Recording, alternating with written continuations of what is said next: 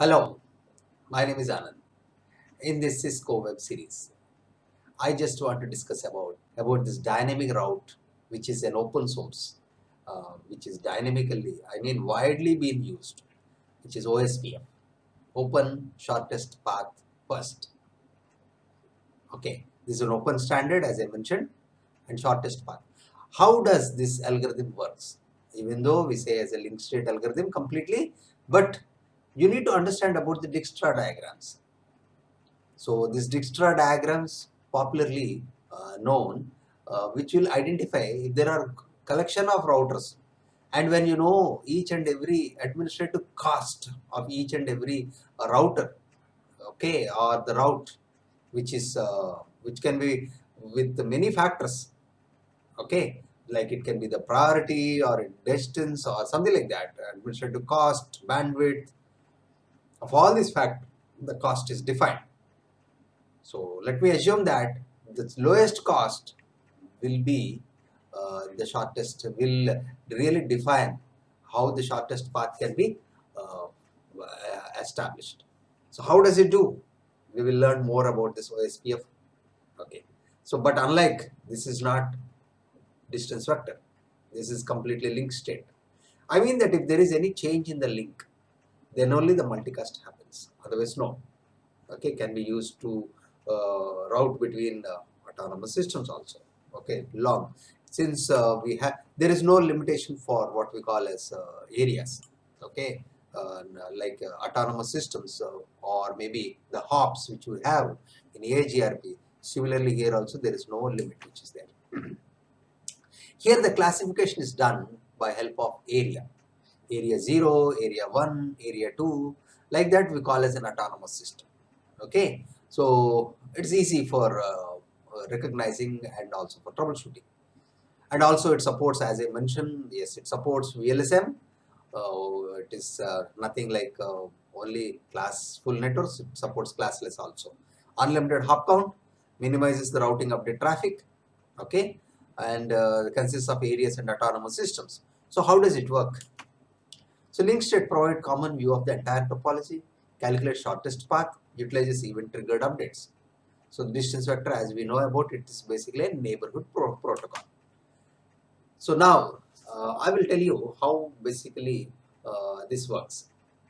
So out of all the routers which are there, the concept is we have one designated router. One. So this designated router is being elected by all the routers. What is the criteria which is having the lowest cost? Is given the responsibility of the DR.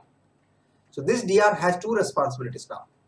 When anyone in the network, if they figures out there is a change in their link, that is addition of network or deletion of network, he will not communicate with the neighbors, he will communicate to the DR. Please remember, DR is elected. Okay. So this DR takes up all any new established routes since he has the lowest cost. And then his second responsibility is to multicast to all the routers which are in OSPF topology. These are the two responsibilities. To support that, we also have this BDR, backup designated router. So which helps you in if there is any load sharing or if there is any requirement for the DR, it takes up is the second elected, which is called as a backup DR. Okay, so these two support this DRs, ADR, ADR, BDR.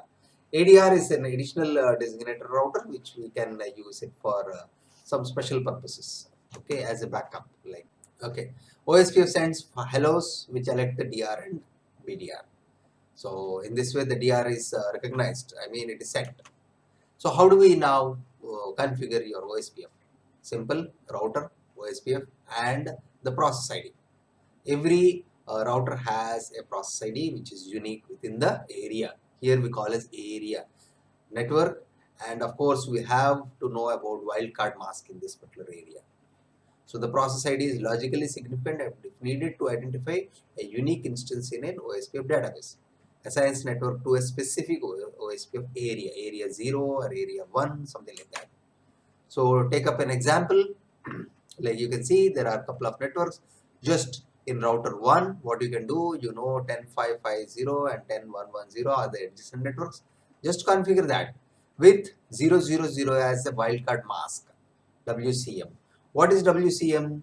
WCM is basically like what you call as if you want to advertise a partial octet or so, you need to use this wildcards.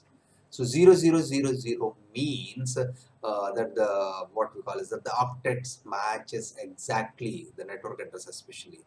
And if you say 0000255 means that the first three can be matched and the other one can be left over. Like you can say 10,000,0255, 255, 255 means is like the 10 needs to be matched exactly and rest need not be matched.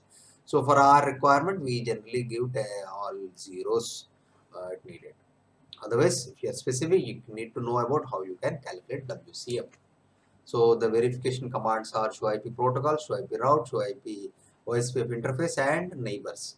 Okay, let us quickly go ahead for the lab.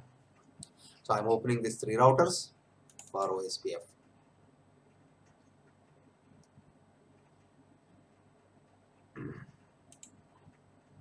So this is my New Delhi router. I'm just expanding. So EN conf I can say router OSPF and I can say this router ID. Router ID, I can say maybe like for each and every router we need to give this router ID. I can say 10 network 192.168.1.0 wildcard mask. I can say 0000255 and sorry, dot 255, or I can leave even zeros also. Area 0. Area needs to be specified. In a different lab, I will be showing about inter-area LAN communication also. You can say this is 2.0 also, and right. So now this is done. Similarly, I need to do for London router. EN conf router OSPF 20. I need to see that router ID is unique. Network 192.168.2.0.000.255 wildcard mask area 0.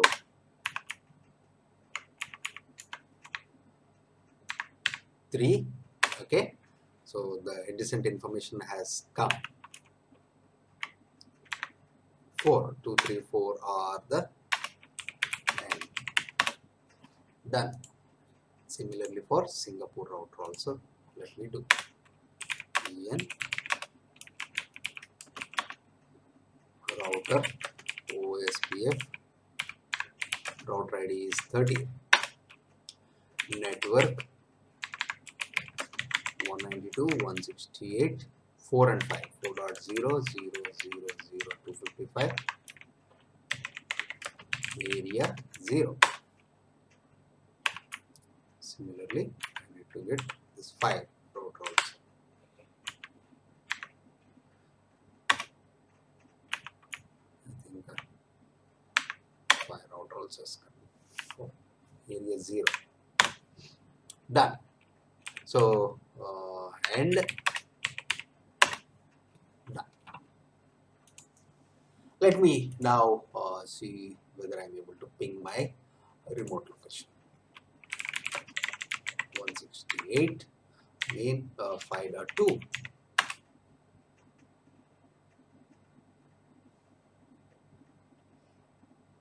Yep, it is pinging. So my routes have been established. So now let me do some kind of verifications. So I can say show IP route. This is the default one. You can see here O for OSPF. O for OSPF. You can see all the 3 routes, 3, 4, 5 are external. I mean OSPF discovered routes. Show IP protocol. I want to know what protocol in this protocols.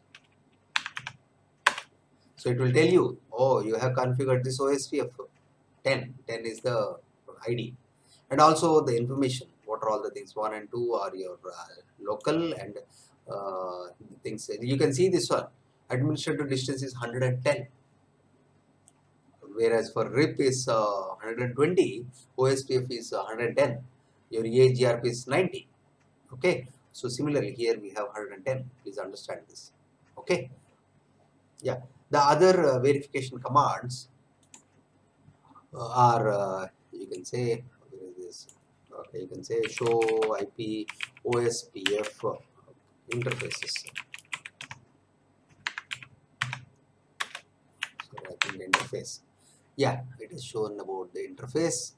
It will show about some important information like what is your DR. Okay, you can let you know DR. So in this way you can identify your DR ID for any location, right? This is your designated router. Okay, show IP OSPF neighbors. EIGHPOR. It will tell about the discovered neighbor. Neighbor is very important. Otherwise, we will not know the architecture of how this logical diagram is in the real-time network. So, what are all my neighbors which are connected to the router? We will only identify what are all the things which are there. If you go for this second router, you will see 2 neighbors for that.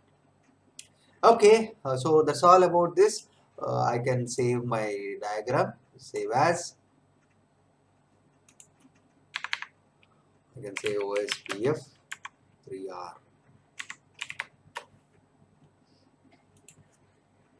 So in my next presentation, I will also show on IPv6 also how you can configure all these 3 routers to OSPF and of course all these routing protocols.